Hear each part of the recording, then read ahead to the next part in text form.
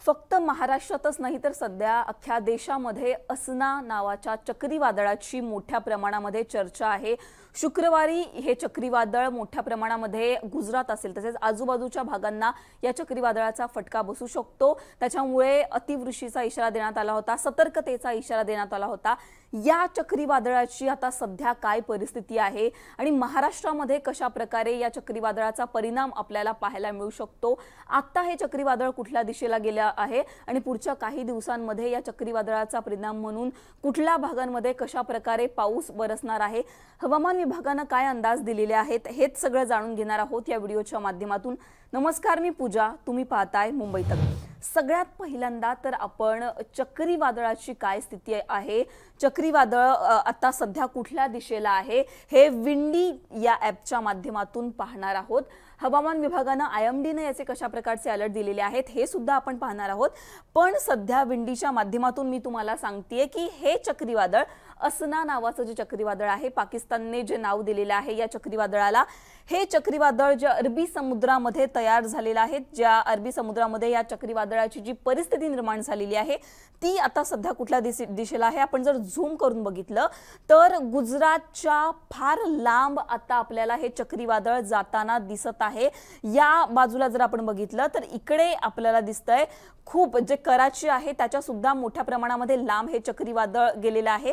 आपण जर बघितलं तर अरबी समुद्रामध्ये जेव्हा तापमान वाढतं तेव्हा तिथली जी गरम हवा आहे ती वरच्या दिशेला जाते आणि तिथे जर आपण बघितलं तर कमी दाबाचा पट्टा तयार होतो, हवेचा दाब कमी होतो आणि हा हवेचा दाब कमी झाल्यामुळे आजूबाजूच्या ज्या प्रदेशातली जी हवा आहे, जे वारे आहेत ते जे आहेत ते या आजूबाजूला गोलाकार पिंगा घालू लागतात। या वाऱ्यांचा वेग जो आहे तो वाढत जातो, ज्या ठिकाणी कमी दाबाचं क्षेत्र तयार होतं आणि तिथेच जे आहे ते चक्रीवादळाची परिस्थिती निर्माण होते। आणि काल जर आपण बघितलं, शुक्रवारच्या दिवशी जर आपण बघितलं तर या चक्रीवादळाची मोठ्या प्रमाणामध्ये हे चक्रीवादळ जे आहे ते भारताच्या किनाऱ्यालगत, भारताच्या तटालगत येऊ शकतं आणि त्याचाच परिणाम म्हणून गुजरातमध्ये सतर्कतेचा इशारा देण्यात आला होता। पण जर आपण बघितलं तर आता या चक्रीवादळाची स्थिती आपल्याला दिसतेय की कराची असेल किंवा गुजरात असेल, या सगळ्यांच्या साइडला कच्छ असेल किंवा सौराष्ट्र असेल, याच्या जर आपण बघितलं तर जवळ हे चक्रीवादळ आपल्याला काल पाहायला मिळत होतं। गुजरातच्या किनारपट्टीच्या जवळ आपल्याला हे चक्रीवादळ पाहायला मिळत होतं, पण आता त्याची जी दिशा आहे ते उत्तर पश्चिम दिशेला जात आहे आणि आपण जर बघितलं तर हळूहळू ते आहे दक्षिण पश्चिम दिशेला जो प्रवास आहे ते चक्रीवादळ सुरू ठेवणार आहे। आणि त्याचाच परिणाम म्हणून आपण जर बघितलं तर आता कुठेतरी गुजरातमध्ये याचा धोका आपल्याला फार कमी पाहायला मिळणार आहे। तर विंडीच्या माध्यमातून चक्रीवादळाची जी स्थिती आहे सध्याची आपण ते पाहण्याचा प्रयत्न केला आणि एकूणच आपल्याला असं दिसतंय की महाराष्ट्र असेल, गुजरात असेल किंवा भारताच्या तटापासून, भारताच्या किनाऱ्यापासून हे चक्रीवादळ आपल्याला फार लांब जाताना दिसत आहे।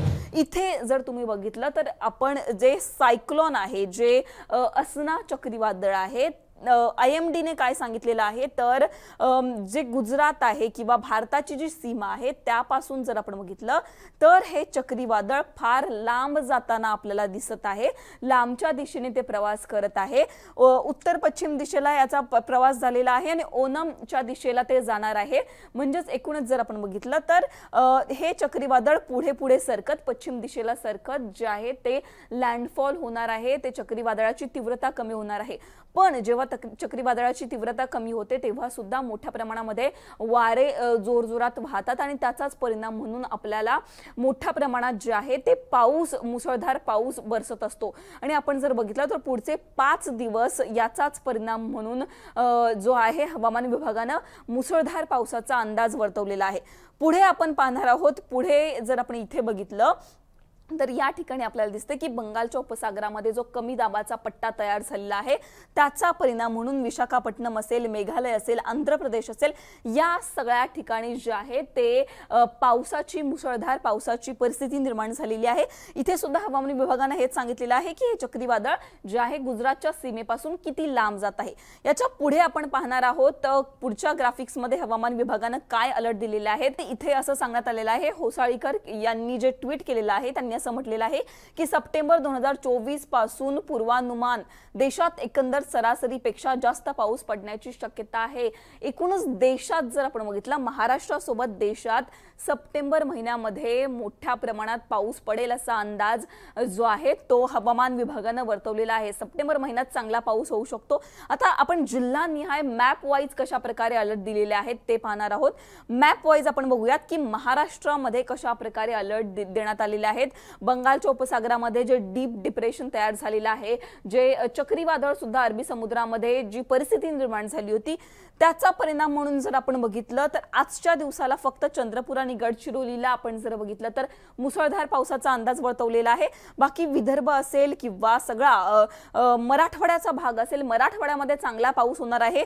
मुसळधार म्हणजे येलो अलर्ट इथे देण्यात आलेला आहे। बाकी कोकणाला जर आपण बघितलं तर हे थोडंसं शॉकिंग आहे, हलक्या पावसाच्या सरी बरसणार असल्याचा अंदाज वर्तवण्यात आलेला आहे।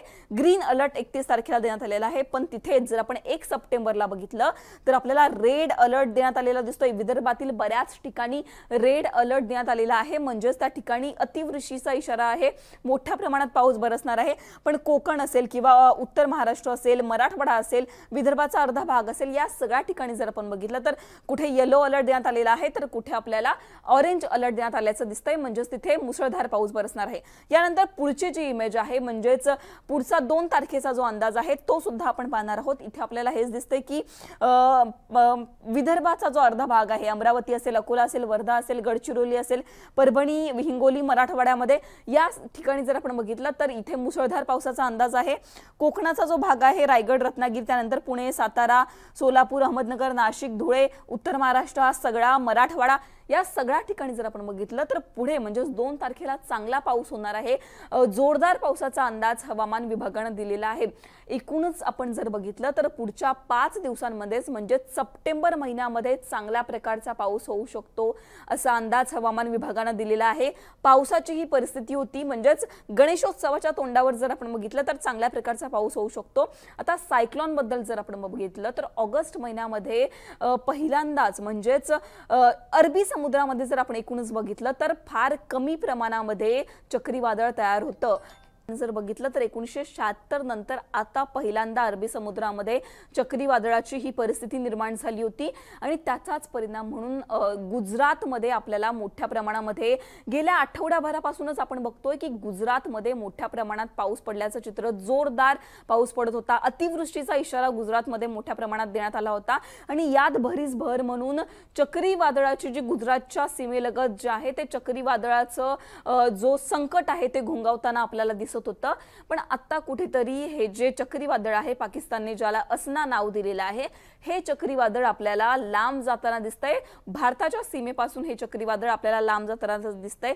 1976 नंतर पहिल्यांदा आपल्याकडे ही 48 वर्षानंतर पहिल्यांदा चक्रीवादळाची ही जी स्थिती आहे ही निर्माण झाली होती। पण आता कुठेतरी हे चक्रीवादळ भारतापासून लांब गेल्यामुळे सगळ्यांसाठी चांगली बातमी आहे, आनंदाची बातमी आहे असं आपण बोलू शकतो। तुमच्या भागामध्ये एकूणच कशा प्रकारे पाऊस होतोय, मराठवाडा असेल किंवा विदर्भ असेल, कोकण असेल, तुम्ही कुठून येता आणि तुमच्या भागामध्ये सध्या वातावरण काय आहे, तिथे कशा प्रकारे परिस्थिती आहे हे आम्हाला कमेंट सेक्शन मध्ये कळवा। असेच हवामानाचे व्हिडिओ तुम्हाला पाहायचे असतील तर मुंबई तकला सबस्क्राइब करायला विसरू नका। धन्यवाद।